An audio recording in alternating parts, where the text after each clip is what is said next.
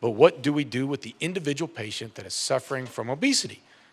And sometimes surgeons are made fun of, but a chance to cut is sometimes a chance to cure. And you got to understand, we don't go into these surgeries lightly. We don't say, oh, you're overweight, let's go to the operating room right now. We put people through a whole pre-operative workup plan. We make them lose weight beforehand. We have them go on diets. And again, I put them on a plant-based diet. I talk to them the benefits of calorie, the same things I'm telling you right now. And we found that it doesn't really matter if they lose weight beforehand that much, but afterwards it matters. They do really well once I start telling them about plant-based diet. There's several surgeries that we do just to touch on what we're doing when we do surgery. We no longer do the lap band. Lap band, we wrap the band around the top part of the stomach. This was almost like forced bulimia. People would eat, wouldn't go through. And you got to understand, we can make that band tighter or looser. But if I make it loose enough to fit the broccoli I want them to eat, guess what's going through there? Cookies. You're going to fly through there. And actually, funny enough, the ghrelin hormone increases in these patients because we're not doing anything to the hormones. So they can't eat as much. Their ghrelin level goes up. Their PYY goes up. They're hungry. So they're eating ice cream because ice cream slides through. So this surgery just didn't do very well.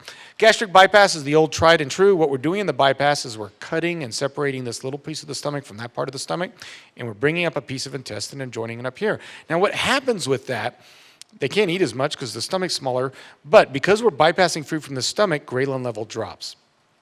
By having food bypass and come over to this part of the intestine, it increases a hormone called GLP-1, which is a strong treater of diabetes. These people, their diabetes gets better regardless of their weight, whether they lose weight. The PYY still increases a little bit, but not as much. Sleeve gastrectomy, a little bit different. We're cutting out, we're basically, we look at this as a vestigial organ. This is from the days of where you had to eat a lot, so because there was going to be a fast, so we cut this part of the stomach out, leaving just a thin stomach. That part of the stomach secretes ghrelin, so ghrelin drops. GLP-1 goes up a little bit, and this is pretty effective.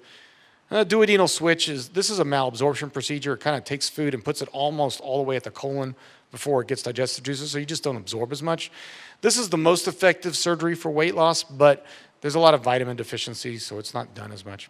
In general, in the right hands with the right people, this is a very safe surgery. There's very low risks of complications. People do pretty well. There is some weight regain over time, but it's not weight regain back to what they were before.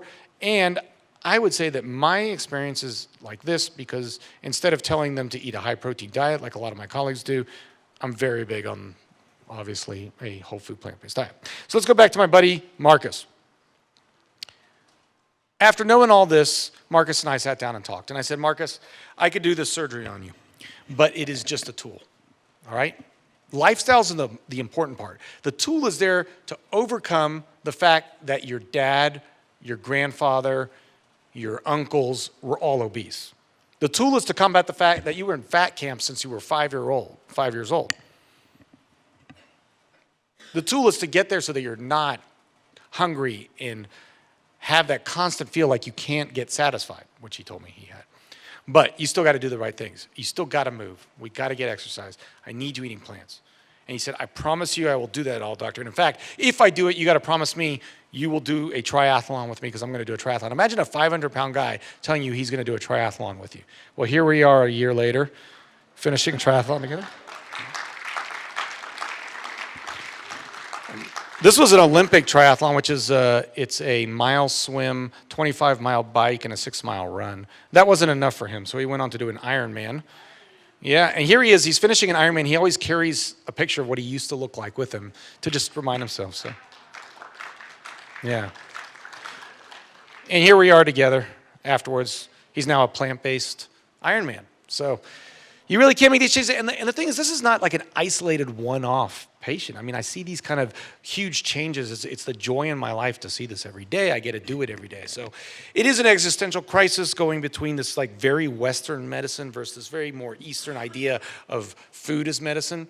And I have to battle with that daily, but I love what I do. I try as best I can, both with my patients and publicly when I give talks, to try to take all that information that's out there and distill it into a little bit of knowledge and wisdom, and to understand that really the important thing is plants. It is fruit and vegetables. When a patient comes in, this is a patient who was asking me why they were gaining weight and they're eating eggs and turkey and turkey and turkey. And I was like, you are what you eat. You turkey. So, and I don't tell people to go vegan. I try to tell them to shift the plate, to flip it, make the meat the side dish if you have to. But the emphasis needs to be on the plants and the fruits and the vegetables. My general recommendations are the things you've already heard here before. No grazing, try to eat the same time every day, eat over a 10-hour period, get 10,000 steps, 30 minutes, 5 days a week. Journaling and goal setting, we do all these things with our patients. I definitely focus on a pyramid like Joel Fuhrman's. Eat as much of this as you want so you don't have to calorie restrict. You don't ever have to be desperate. I try to teach them to make easy meals that are cheap. Oatmeal and berries, big salads that don't just look like iceberg and ranch dressing, but are colorful, healthy snack foods. We talk a lot, everybody here is interested in organic and all that stuff, and I definitely think organic's better. But when I'm dealing with someone from Appalachia, I got to give them some canned foods. I got to give them frozen vegetables. I got to do whatever I can to get them so that they're eating something better than Bojangles fried chicken. And so those are the kind of things that I try to teach to my patients. So it's a kind of combination between Western and Eastern thought processes and ideas. Certainly I hope in the future this is what it's like. Doctor, I don't feel well. I'm not sure why. I want you to meditate for 20 minutes twice a day, exercise for at least 30 minutes, avoid processed food, eat plenty of organic fruits and vegetables, spend more time in nature, less indoors, stop worrying about things you can't control, ditch your TV, and see me in 3 weeks. Thank you, guys.